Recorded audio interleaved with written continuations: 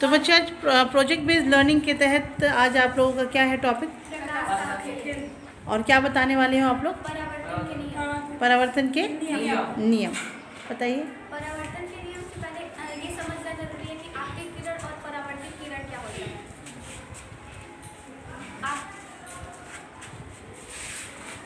आपतित किरण वह किरण पुंजी होता है जो किसी समतल दर्पण पर उसको डाला जाता है, और देन जब वो टकराकर उड़ जाता है, जिस वे से वो जाता है उस किरण को यह परावर्तन किरण कहा जाता है।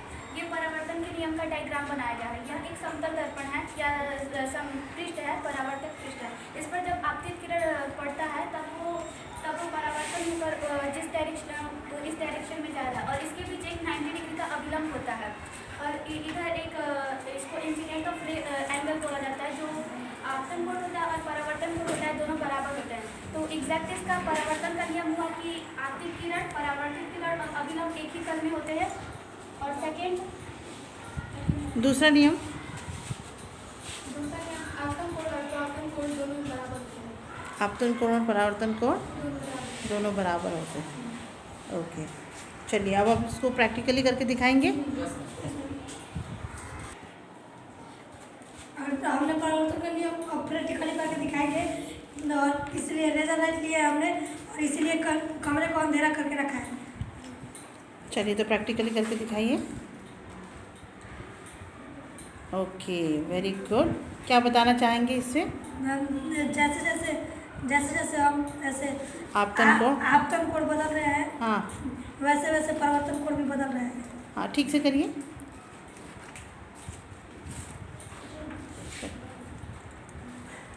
लेज़र लाइट जलाई बेटा।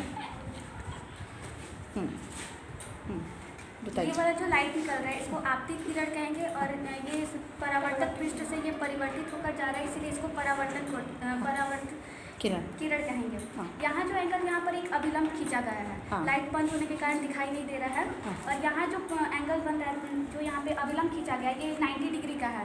टोटल 180 डिग्री का है। तो इस साइड जो ये जा रहा है, इंसिडेंट रे जा रहा है। हाँ। तो यहाँ पर अभिलंब और इंसिडेंट रे के बीच जो कोण बनता है, इससे इंसिडेंट एंगल बोला जाता है, एंगल ऑफ इंसिडेंस आपतन कोण बोला जाता है। हाँ। और इसे बोला जाता है परावर्तन कोण।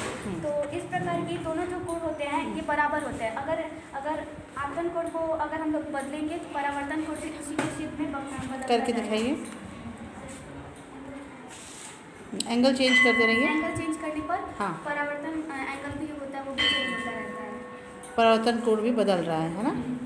तो ये प्रैक्टिकली आपने सिद्ध कर दिया परावर्तन के नियम, जिसको इंग्लिश में क्या कहते हैं हम लोग? Laws of reflection. Laws of reflection. ढंग से करिए बेटा, देखो जरा। Okay, very good. दिख रहा है सबको?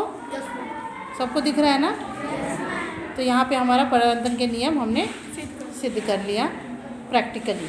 ठीक है, आप देख पा रहे हो आपतन कोण और परावर्तन कोण दोनों एक ही पृष्ठ पे है, अभिलंब भी, और दोनों बराबर है। जैसे जैसे हम एंगल को चेंज कर रहे हैं तो यहाँ पे परावर्तन कोण भी बदलता जा रहा है, राइट? चलिए, बहुत अच्छा, वेरी गुड। एक और एंगल चेंज करके दिखाइए, थोड़ा सा और, बीचों बीच बेटा, थोड़ा सा, हाँ, इधर प्रज्ञा थोड़ा सा हेल्प करिए बीचों बीच करने में।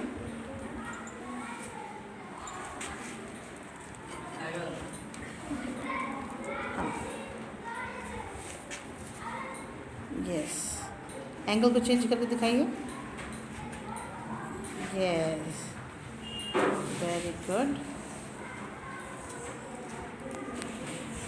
बहुत अच्छा।